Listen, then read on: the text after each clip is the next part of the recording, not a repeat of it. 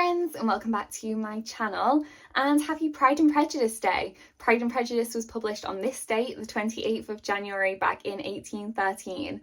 And so yes, woo, boof, pop the popper. That was a bit weird, I don't know. And so I wanted to make a fun video sharing my Pride and Prejudice collection.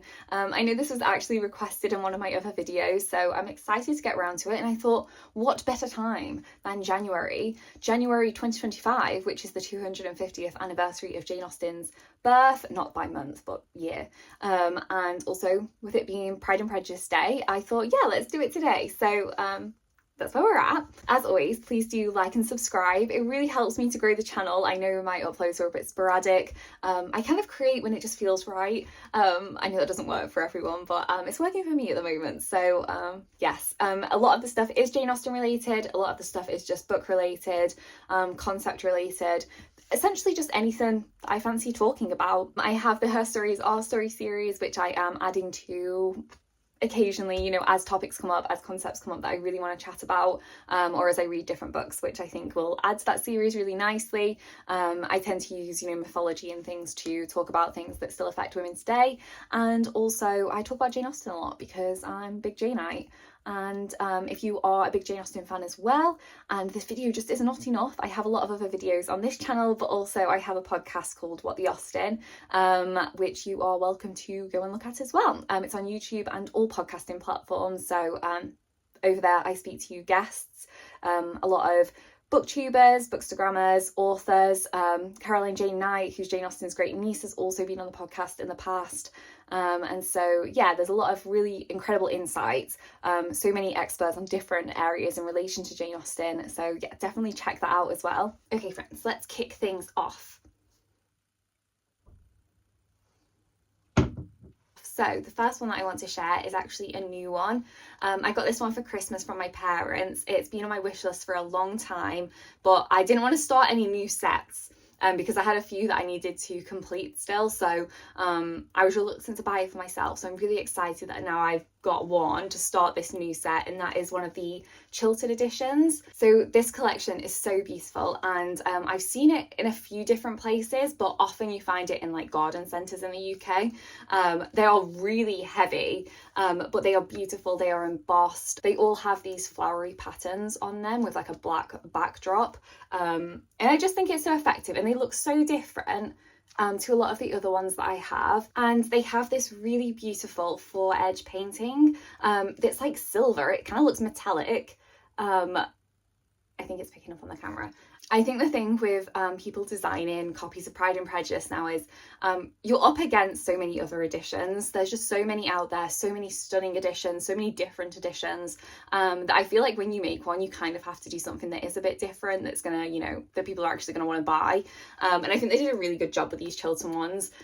So you can get the full 6 novels in this. I believe you can also get some of the shorter works, Lady Susan, Sanditon potentially. And the really incredible thing about these ones, sometimes when you buy them, you can buy them as like this little set where it's got the book and then also a matching notepad to go with it, which I just think is so cool. And so yeah, they're worth looking out for as well. I know you can get all of the Jane Austen ones like that. So definitely worth keeping an eye if you do love like a really pretty notepad that's like embossed and just, you know, a fancy notepad. You could write your Pride and Prejudice notes in the notepad if you're in like a book club, or if you just like to keep your own notes and analyse text. I just think that's just like a really lovely thing to have, and then you can keep them together and they all look the same on your bookshelf. But you can also get a lot of other authors in this collection. So the Bronte novels, pretty sure you can get Dracula. I think I've seen Charles Dickens as well. It's not like an extensive collection, but they do have most classics in this kind of style with the black, with the flowers on and everything. I just think it's such a lovely addition to anybody's bookshelf. That is my first one. That is the Chiltern edition. Okay, so the next one that I'm going to show is one of my older copies, and this is a Zodiac Press one. I have a few of these in my collection, and these particular Zodiac Press editions, they did publish them in different years, like the sets of them in different years, and sometimes the pattern differs because of that. I think I talked about this in my full Jane Austen collection sharing thing that I did a couple of years back, and so this particular one is from 1954, and all Zodiac Press editions in the Austen sets anyway have this beautiful like front page, which is blue and has a border on. And also the really cool thing about this particular edition is it was actually pre-owned by somebody else back in the 50s. So somebody who went to Northmead Secondary Girls School. And it has like a little, what are these called? Like library stamps? I'm trying to think what they're called. Book plates? They're called something. I can't think right now. And it was actually given as an award to Jennifer Scott. So Jennifer Scott, if you are with us, maybe unlikely, or maybe not so unlikely. Like, I feel like you'd be in like your 80s. It's very possible. Jennifer Scott, if you are with us, I have your book now. But yeah, it was actually given as a prize from the headmistress. So I don't really know what for. I can't fully read it. It says progress in French, I think. Yeah, and it was given as a prize. It was awarded to Jennifer. So that is so cool. I really love it when I find books and they've got these kind of like inscriptions, or they have things that kind of tie them back to previous owners. I think I've mentioned in the past, a lot of other of my Zodiac Press editions were from Fiona McCarthy's library, and she was a Byron biographer. I think one of like the most famous Byron biographers. So yeah, I always find that really cool as well. It's just like nice to have that history tied to books. And so yeah, other things about these ones, they have this kind of the same that's inside, this kind of blue with the banner on the edges, which I think is really pretty, and they are fabric. So you do have to be careful. A lot of the ones I have do have sun damage, so you do have to keep them kind of out of the sun, otherwise it does, you know, change the colour of them, as you can see a little bit on this one here.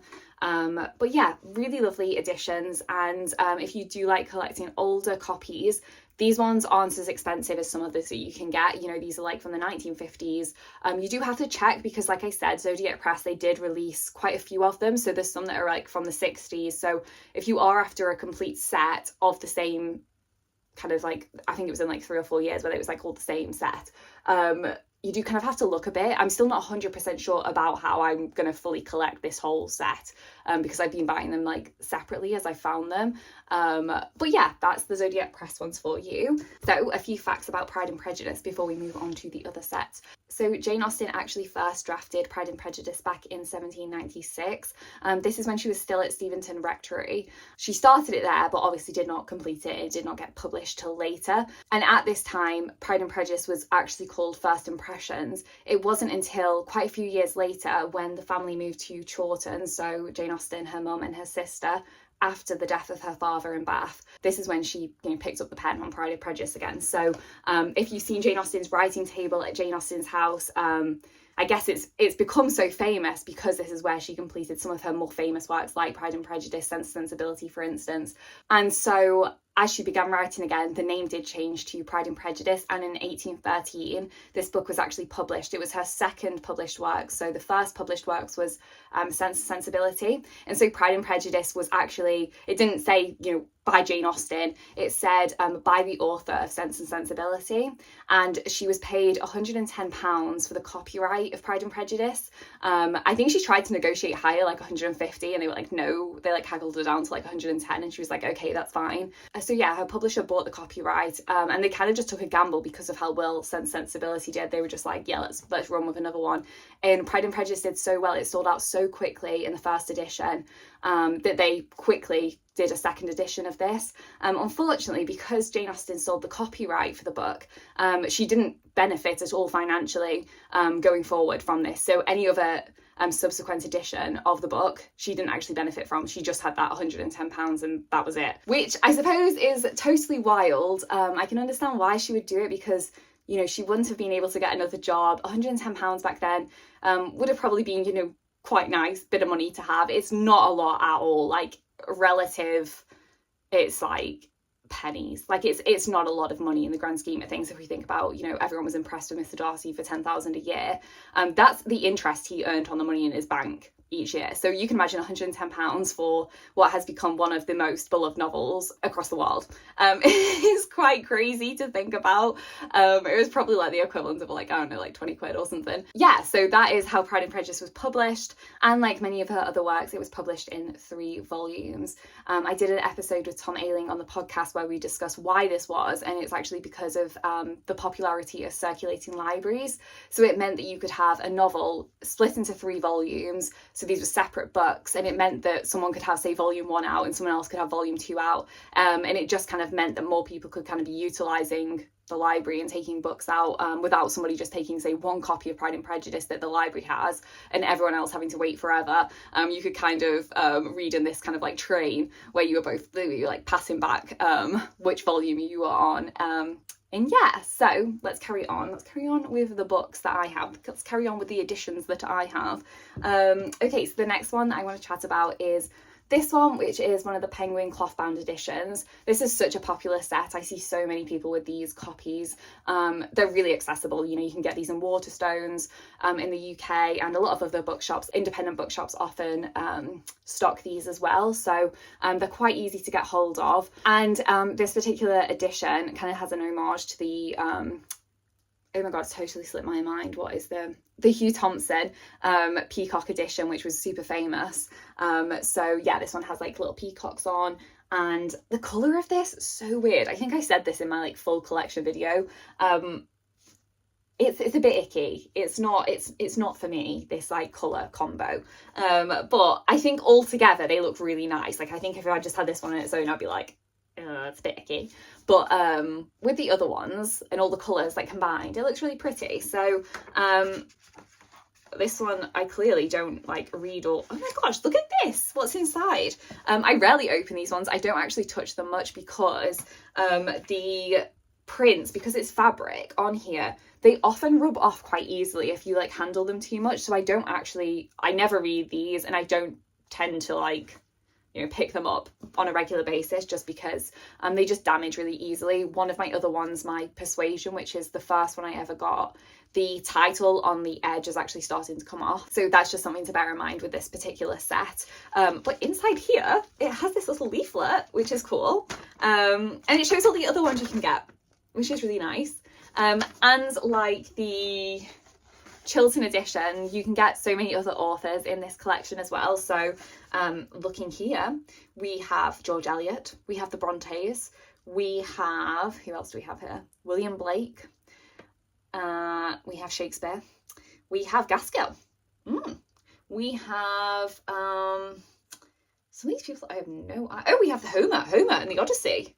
Wow, look at that one, that looks really pretty. I might actually get that myself. I don't think it's going to pick up. Does it pick up? There we go, that's nice. Yeah, there's a lot you can get in this one.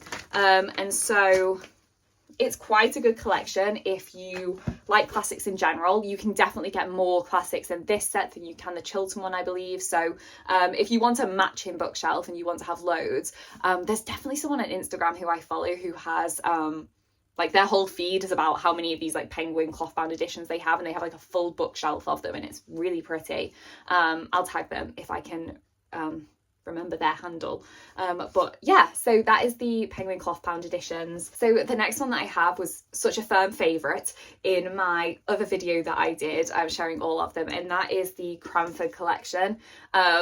If you want to know the full story about me collecting these, then go back to that video. I will tag it below, because that was a journey. It was a journey, guys, to get these. I was very committed to the cause. And now they're super easy to get. So if you do like this, if you think it's pretty, like you can get hold of these pretty easy now. Whereas back in the day, you could not, okay? These were like rare. These were rare. They were hard to get hold of. Okay, my headphones just died, so I'm hoping this is still going to pick up okay. Anyway, yeah, these were really difficult to get. This was my marathon, okay? This was my life marathon, getting these books. I'm really happy I did. If I'd known how easy they would be to get in the future, probably wouldn't have stressed myself out so much. But, you know, beautiful editions. Love this set. I have all of the Jane Austens, including the shorter works as well, because they did release those too. But the Pride and Prejudice is one of my favourites. Again, they've gone with the kind of the Hugh Thompson peacock edition style with this peacock on the front. But the blue, oh, I just love this. It's so pretty. The colours on this one. The design continues down the spine here. Inside, they have this gold page, and then they have the illustrations, again very similar to what you find in the Hugh Thompson copies. I do have some Hugh Thompson editions, not the peacock one, but some others that he did later, which have the illustrations in, and the illustrations look very similar, so I think they are kind of the same, and they've just been reprinted in here. They don't have loads of illustrations in this one. They're kind of, I think it might even just be that first page. But this is beautiful. These are lovely to read, not that I necessarily read these ones, but the writing is a great size.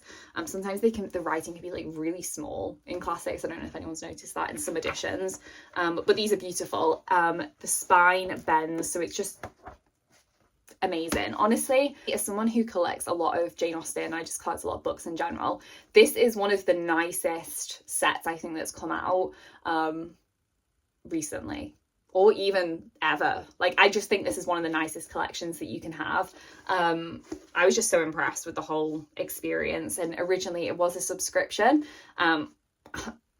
Flashbacks. Originally it was a subscription that you had to either sign up to the full thing, or it was called Timeless Classics, or you could get them weekly from WH Smith. But yeah, like I said, full story on my other video. But yeah, really wonderful. If you can get hold of these, I really recommend. You can get them in different languages as well, which I think is wonderful.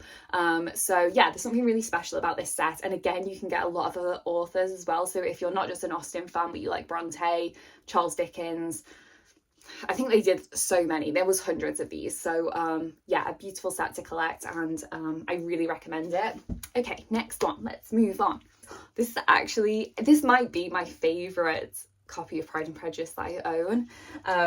I've had this one for quite a few years now. I found it in my parents' bedroom. I think it was meant to be a gift, but alas, I found it before that. And this is actually a 1957 Folio Society copy. It's the only Folio Society copy that I actually own. I've not bought any of their more recent stuff, even though it looks absolutely stunning. It's just quite expensive, and I'd want the whole set, because the thing is with the Folio Society editions is they bring out a set, and then that kind of gets discontinued and they bring out another one. And so obviously you can get them secondhand, but it's kind of best to buy the full set in one to make sure that you've got them all. And I just think that would be like super expensive. I've not looked into it fully, but it probably would be. But yes, anyways, I have a 1957 version, which has this beautiful, like, they have this red foredge at the top.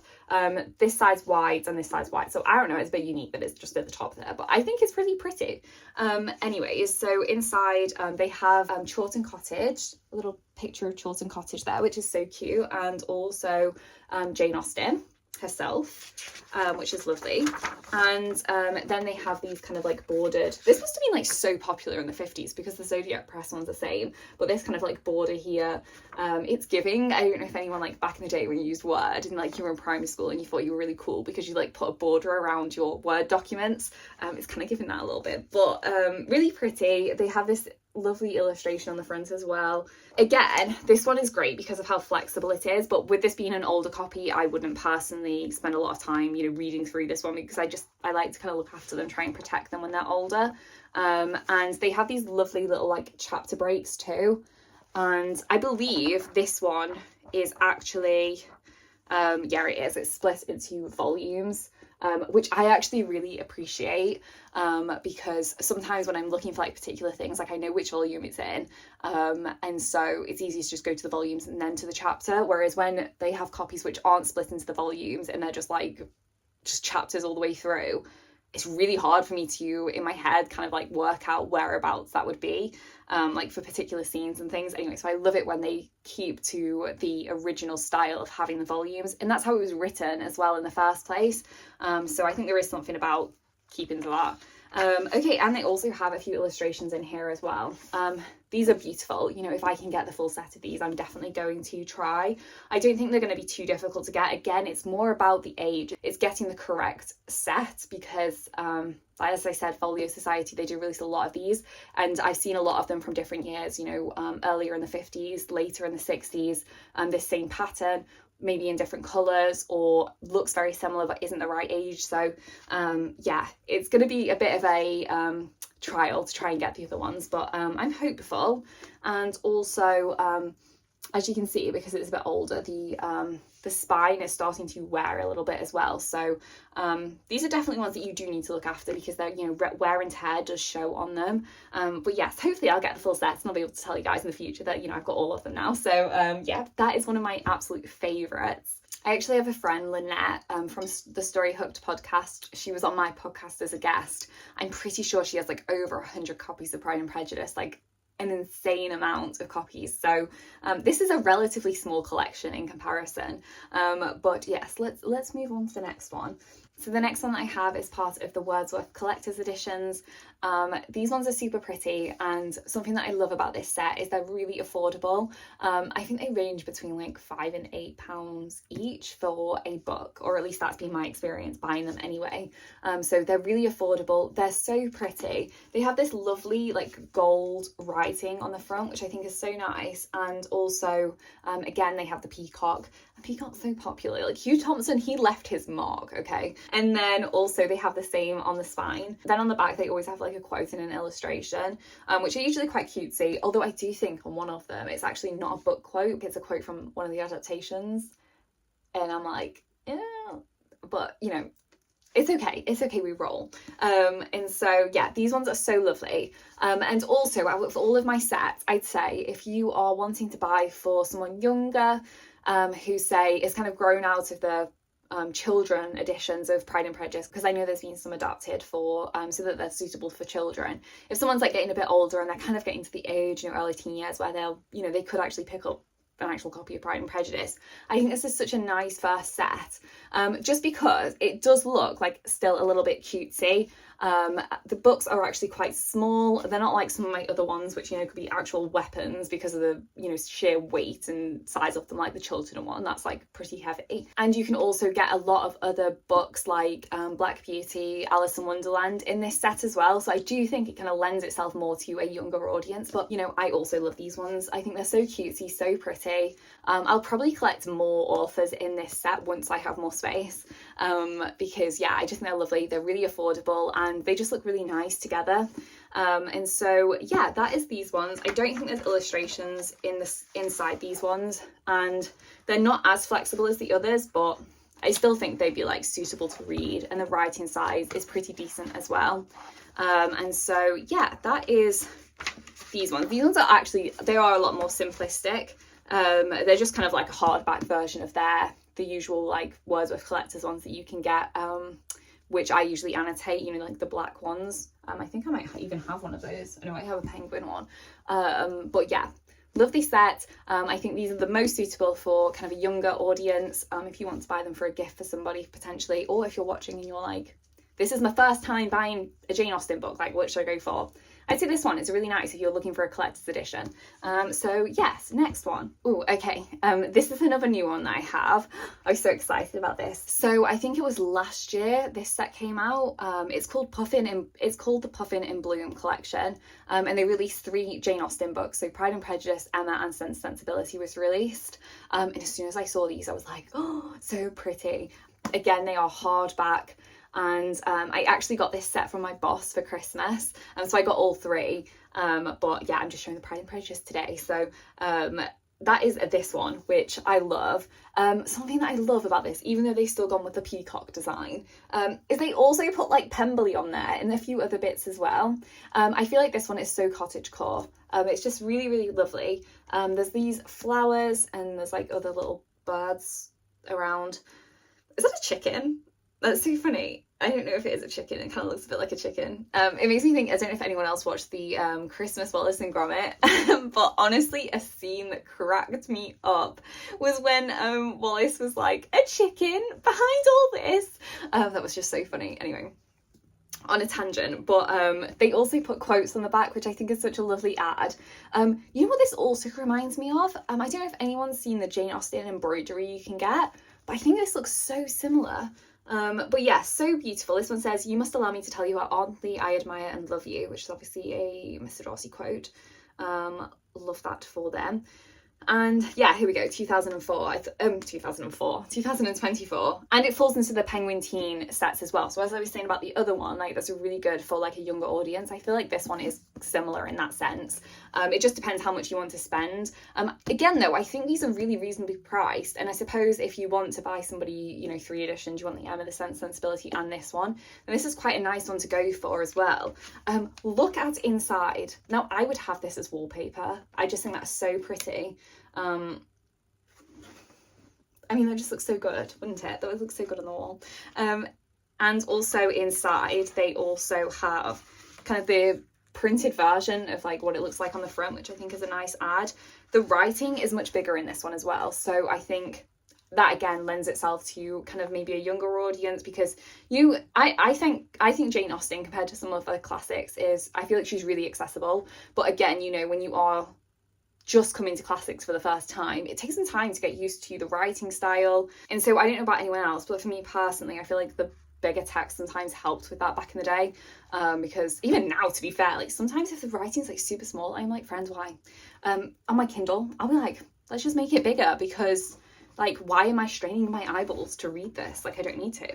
And so yeah, this is a really lovely edition. No illustrations inside, but really pretty, really reasonably priced. I actually think it's more cost effective to buy the whole set, but you'll have to look at your area and see. But you can definitely get these in different countries as well, not just the UK. So yes, really beautiful edition. I feel like Penguin, they really do knock out the park with a lot of these. You know, Wordsworth collections are also lovely. But yes, fabulous set. Really recommend checking this one out. And we can move on to the next one. Next one that I have is actually one that I annotate. So this is a Penguin, what is it, just Penguin Classics? Yeah. I know Wordsworth actually do a similar set to this as well, where it's like this black with the white bordered outline, and then they have kind of random paintings on the front. I don't know what painting this is, so it's actually quite nice, and it's actually really fitting for this, I suppose. Ish.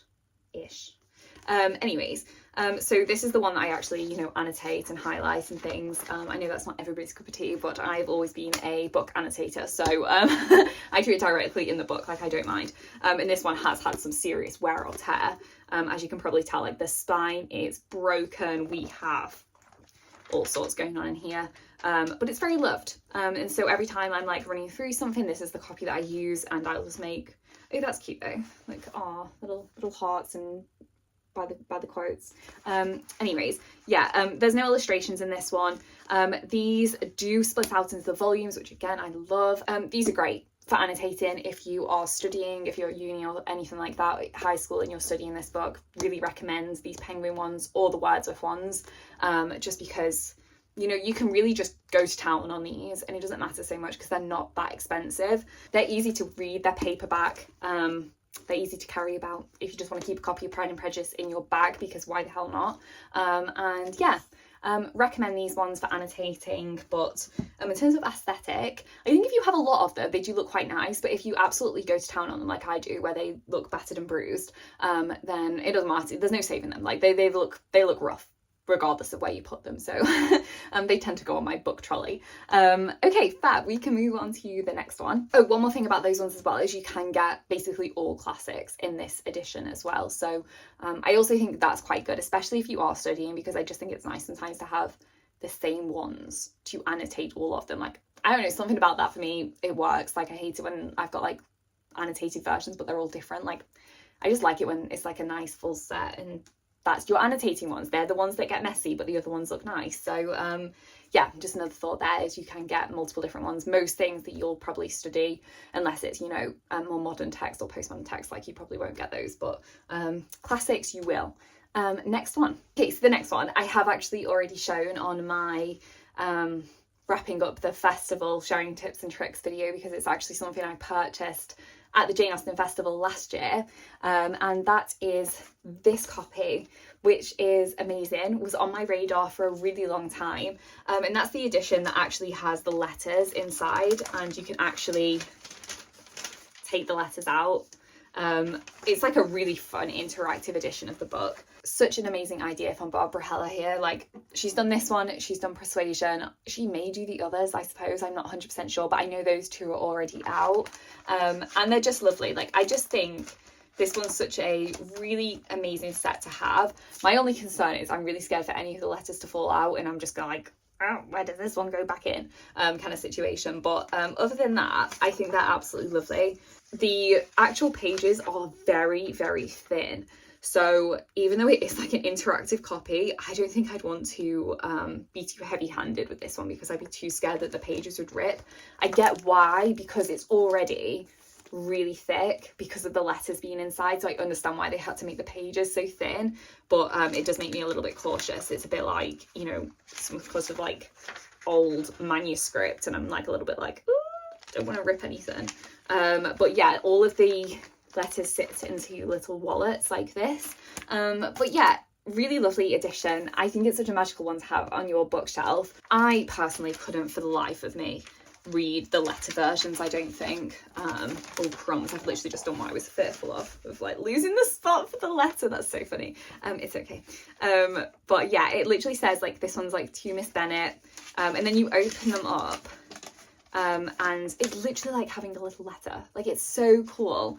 But the writing, my god, like, it's very fancy, it's absolutely stunning, but I wouldn't be reading this. It's a good job that now we have text, which I can read easily, because if someone wrote me this, like, it doesn't matter how lovely it is, I'd be like, I have no clue what you said to me. But yeah, this is awesome. Okay, this is the one, I think this is from Caroline Bingley, here it is.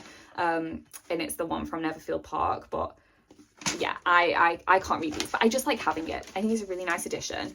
And the letters, I believe they are written out in the book as well, but I don't know for sure. Maybe they're not.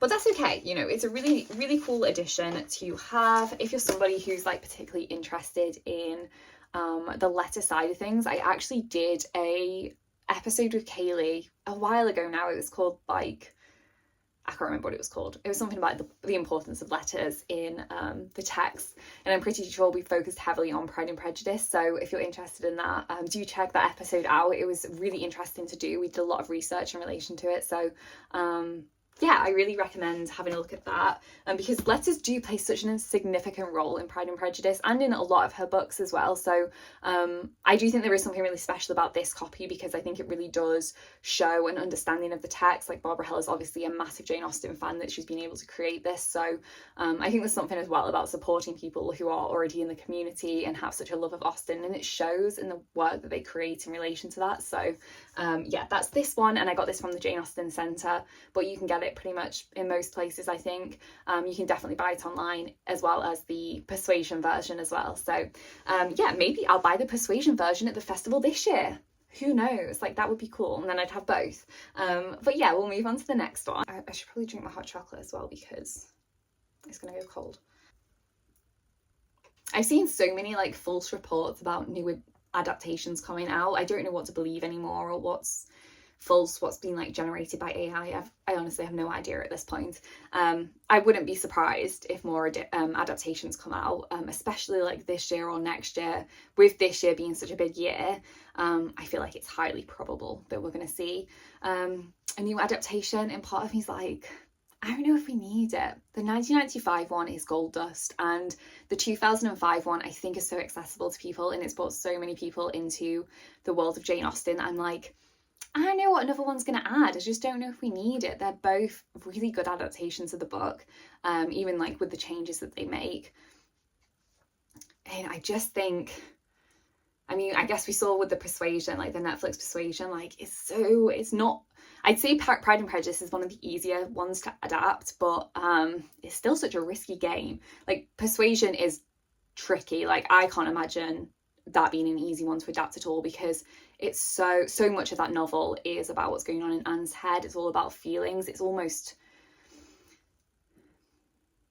a weirdly like a sensual experience to read it, as opposed to kind of like this mind consumed experience. Like, I feel like Pride and Prejudice is in many ways, and also Pride and Prejudice has so much, it's tangible, right? You can actually create it, you can put it on screen, you have these locations. But even though in Persuasion you move to different places, it's less about what's actually spoken and more about what's just felt between Anne and Wentworth. And so it's such a hard one to adapt. But Pride and Prejudice is easy to adapt, but we have such great adaptations already. I'm a little bit like, do we need another? Maybe I'll do a video on that if I see more information come out and I'm just like, do we need another one?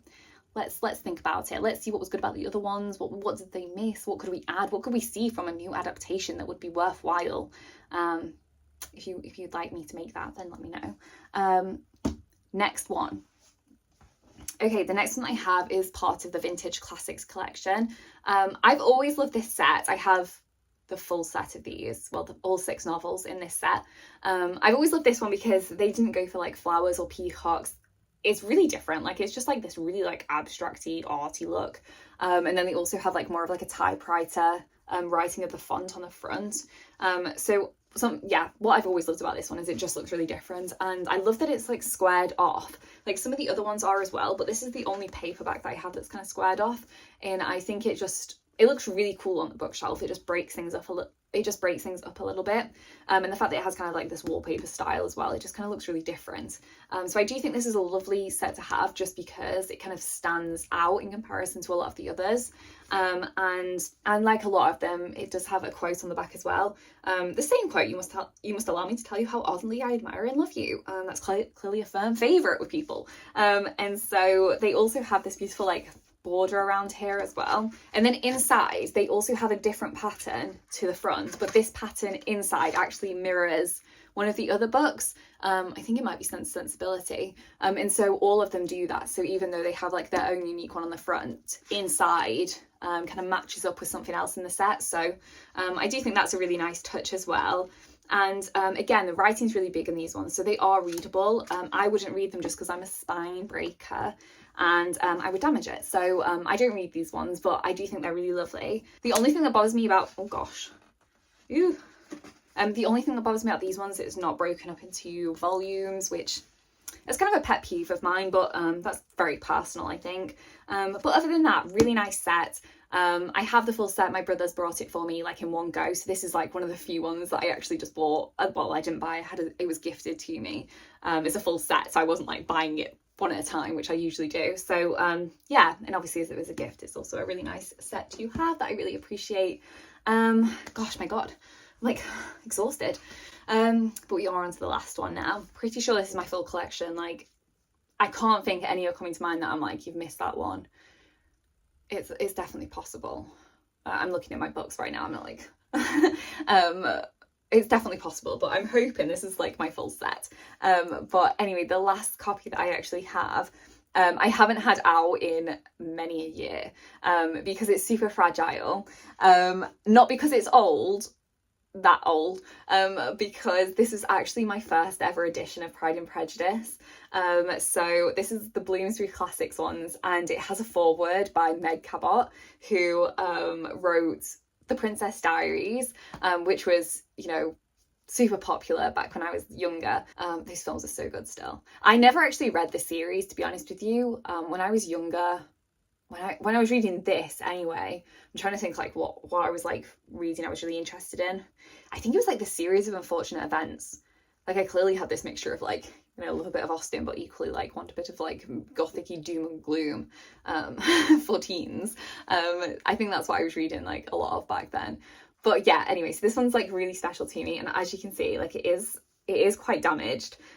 It's probably just because I've had it for so long, and you know, back before I was collecting a lot of other copies, back before, you know, I went to uni and I did like my thesis on Austen and started the podcast and my Instagram and everything. You know, I didn't have that many editions like of Jane Austen's works, even though I was like a big fan. But yeah, so this one is very special to me. My parents actually got this for me. They went to see I think it was like a live action dramatization of Pride and Prejudice at either Chatsworth or Lyme Park, I can't remember. And they brought this back for me. So up until that point, I think I must have been early teens for sure. But I struggle to remember when I first read this book. I was definitely early teens though. So I'd already seen like the 1995 adaptation and was so in love with that. And I went to World Book Day when I was in primary school as Elizabeth Bennet. No one else knew who I was, obviously, because we were all children. But yeah, my mum made me like a bonnet in like a dress. I think she made it out of like a bookcase, a pillowcase and things. So my first Regency experience was not actually the Jane Austen Festival last year. It was when I was in primary school with a makeshift Regency dress and bonnet. But yeah, this was actually my first experience reading Austen, so as you can imagine, this is a very special addition to me. And I actually love Meg Cabot's foreword in this. Like it's kind of funny. Oh, here we go. This is actually so funny. We were just talking about adaptations. At the end it says, the movies always leave something out, which is what makes Pride and Prejudice such a joy to read over and over, because you can make up your own movie about it in your head and play it whenever you want. and I'm pretty sure Jane Austen is cool with us doing this, just as long as no one tries to make Pride and Prejudice too. That's true. Like, nobody do that, please. And then she, like, it's got like a little fake signature in there, but it's just so cute and quaint. The most hilarious thing is I have this like note to self in here, which I can actually read now, even though my handwriting was atrocious back then. And also my dyslexia was really getting a hold of me at this point in my life. So page 150, Elizabeth's big speech of refusal to Mr. Darcy. Just I love a little note to myself there. And it's true, yeah, that is on page 150 in this edition. Let's have a look. There it is. And it's the only thing I have highlighted in this whole book. So clearly that had a lasting impression on me. It was in my memory box, and I will likely at some point put it back in there just to stop it getting more damage. But a very special edition, very cutesy. Something that I also love about this edition is when I was speaking to Elle, who's a friend that I made through the podcast. Her handle is historian Alice. She shares a lot about the history of Bath, and she's on the podcast loads. If you listen to the podcast, you'll know who I'm referring to. But when I showed her this, I was like, this was my like first copy, and she was like, oh my god, that was my first copy as well. So I feel like there's something like really lovely about like a lot of Janeites who came into it as a teenager. In the UK, that for a lot of us this is like our first copy of the book, and so yeah, that might be the case in like other places as well. Do let me know in the comments if this was also your first copy of this book. This is now a family heirloom. Yeah, we're leaving this to Hoggy at this point. So yeah, that is all of my collection. I really hope you've enjoyed this, and I hope you have a really lovely Pride and Prejudice day. Do let me know below if you have plans to do any of the events or celebrations to do with the 250th anniversary year. I have quite a lot booked in already, which is very exciting, and I'll definitely be sharing pretty much everything that I've got planned in on my channel. Whether or not I, make more podcast episodes and stuff, I'm not sure yet. I feel like I'm kind of at that stage now where I'm just like, I'll create when I want to and when it feels right. Hello, Hoggy. Is that you finished sleeping? But yeah, I just want to create when it feels right, So yeah, I'm sorry if you expect like lots of content coming out from me. I'm probably the wrong creator for that. But yes, I really hope you've enjoyed this video. Do let me know if you have any of these copies as well, and or if you're inspired to buy any of them, and I will see you in another video. I'm gonna have to show you guys Hoggy what he's doing right now. I have this pumpkin pillow that I keep out all year round because why the hell not, pumpkins are cute. But he loves it. Hi baby boy, is that your pumpkin? You're adorable. He's just so cute. Anyways, we'll get back to it now.